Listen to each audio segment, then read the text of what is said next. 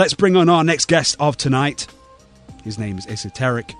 You will all know him if you are a regular listener to Conspiracy Worldwide Radio.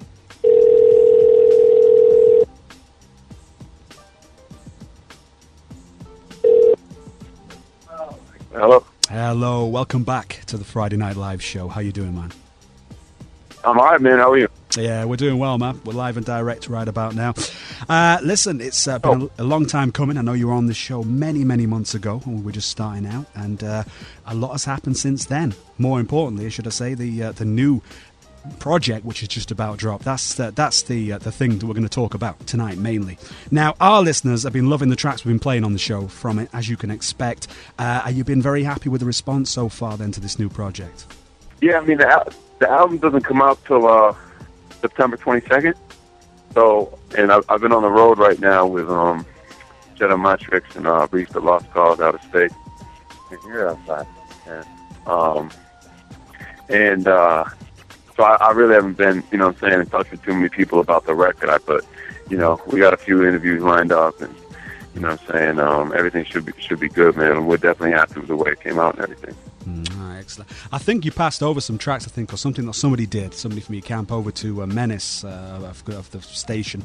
I think that's how we got our hands on them. They're certainly not on the net, which is a pleasure to see. How instrumental do you think your solo albums have been prior to this new album with regards to the creation of the new project? In other words, what I'm trying to say there is, how do the past projects filter and lead into this new one?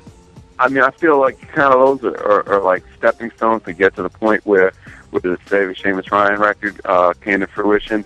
I mean, you can kind of, you know, I'm real proud of those projects as well. But I mean, if you kind of trace it back, and me looking back at the project, each individual CD, I mean, it kind of like, you know, there's little bits and pieces that came from the work that is Saving Seamus Ryan. I mean, there's like, you know, little beats or verses here or there that were intended for this album, but just kind of, you know, phased their way in and out due to keeping the continuity of the storyline. The Saving Seamus Ryan album is like one long story, which kind of gets a little bit twisted here and there because it's based on a crazy dream I had about 4 years ago. So it's a lot of stuff going on, from violence to hip hop, the state of hip hop, to the industry, to girls, relationships, dogs. Some of it can kind of play like a country record, not the sound of it, but the storyline. You know, I mean, it's pretty involved, man. I want to talk about your dream in a second, but creatively, your past solo ventures have always had a theme. You've kind of referred to the theme of this new project. I mean, there was Esoteric versus Japan, Esoteric versus Gary Newman. This specific theme, then, sonically as well as verbally, where are you going with this? You're saying it's based on a dream that you had? Yeah, man. I mean, it's just, you know, I had this crazy dream like back in like 2005 or something, where, you know, everything was just crumbling down on me, man. And I had lost my dog. I had, you know, all these figures, these idols that I used to look up to and still do look up to, but, you know, come and giving me advice within the, you know, in the dream. I mean, people from Large Professor to Gary Newman, all these people popping up in my dream, man, and you know, they pop up on the record as well. And, you know, I'm manipulating a lot of sound bites. There's some pretty intricate skits that kind of help tell the story. You know, Harrison Ford pops in there. There's some twists and turns that are kind of like David Lynch-esque, I'd say. You know, a little bit trippy. I mean, the sound is definitely... There are some records on there that you could say sound like, you know, the traditional boom bap stuff that people know it for, and there's some that sound like, you know, like kind of pushing that outer perimeter of where I left off with the Esoteric versus Japan, or like a New Dope, something like that, you know. I'm still thinking about your dream. Harrison Ford came in your dream, because some people don't even remember their dreams when they wake up, but this one, you had Harrison Ford. Was Gary Newman, you said, was also in the dream? Yeah. Who else? What's the full list apart from Gary Newman, Harrison Ford, Large Professor was in there? Yeah. You know, Cameron, Jay-Z. It was a pretty wild dream, man. It was so crazy that, you know, when I woke up, I just remembered it all. And I had told so many people about what a bugged-out dream it was. It just kind of cemented into my brain, and I was able to spin it into this album. You know, I mean, there's, you know, as I said, the album is based on the dream, so it's like, you know, it's not the exact dream. Of course, dreams are so translucent and stuff, you can't really nail down the specifics. But my goal in the story is to propose to my fiance, or make her my fiance, and give her this ring, and I get robbed for the ring, and I get jacked for this ring, and I try to make some records that are going to give me money back so I can buy the ring, and I'm going the wrong way. I'm going about it the wrong way, like trying to find, like, high-priced features, like trying to get Nas on a record or getting Cameron on a record, and I'm kind of manipulating their voices and sound bites and stuff to throw it into the mix and kind of tell this one long story about how the dream went. And it was kind of, it went hand in hand with how I was looking at the industry at that point and how I was looking at my own career, my own life, and, because I was just getting into the swing of things with reality, you know what I mean? Entering a marriage and settling down and, kind of being a self-contained producing machine, and Yeah, I was going to say that my next question was about what did these things mean? Because a lot of psychologists say that things in a dream are just symbols, aren't they? They're symbols of things you're actually thinking subconsciously or consciously.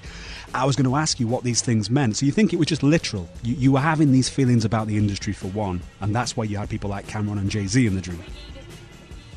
Yeah, I mean, you can look at it that way, definitely. I mean, there was a lot of, like, just symbolism in the dream that kind of, illustrated the way things are, and illustrated, some of my belief systems when it comes to working with certain artists, or how to go about doing it, and what's the most profitable way to make a record and keep your integrity. There's so many trials, tribulations, pitfalls, and things that you just don't even, this guy's messing with me, man. I can't even do an interview here with these clowns, but it was a really, it was an important record to me, and it took a long time to make, because every time I would get sidetracked with my, ADD, I would just go flying off in one direction or the other, and that would result in, like, the Esoteric versus Japan record, or the record with Gary Newman, because, I had this whole thing that played out with Gary Newman off clips that I stole from an interview from him, a couple different interviews, and just, like, it's I don't know. It's something I guess you kind of have to hear, because, we just, I sat with it for a long time and really tried to iron everything out, Now, when you creative process, everybody knows that obviously you're one of the few artists out there that when you have an idea, you make it work. There are some artists, that we won't name names, who have ideas, very abstract ideas. They put them down, and they have a niche audience who go, yeah, I love that guy, but a lot of people say, I didn't really get that. Now, you always make it work. Has there ever been a concept or an idea or a track you've laid that you've not gone with, and you've gone, no, that isn't going to work? Has there ever been, like, a concept or something which you've had to reject in the end? Oh, yeah, there's been plenty of tracks that I just had to, pass on, or pass on an idea, or a certain concept. I'm trying to think of a good example. I tried writing this song where I'm on a plane that's going down, and death is certain, and I just didn't feel like I could articulate it well enough within 32 bars or however long I was setting the song up for. So I kind of just put that on the back burner, and I think that I might revisit that sometime, but I just couldn't really execute that. But I thought about, I started thinking about writing that when I was on a plane, and it's just one of those things that sat in the back of my head, and I just couldn't really put it together for a song. Or if I find a sample that I can't flip the right way because the tempo's too fast, too slow, or whatever. There's certain things you just gotta move away from if you can't really nail it down. But as you can tell from, I guess the slew of records that I put out the past year or two, I definitely find the inspiration to keep making stuff and being happy with things that I'm releasing. Kind of making these records for 7L, kind of earn his approval and impress my boys first. Because I wasn't really making beats before. I just been kind of on a tirade the past 4 years or so. Yeah, exactly. I was just going to say that, because it's about pleasing people, isn't it? And I think sometimes artists might forget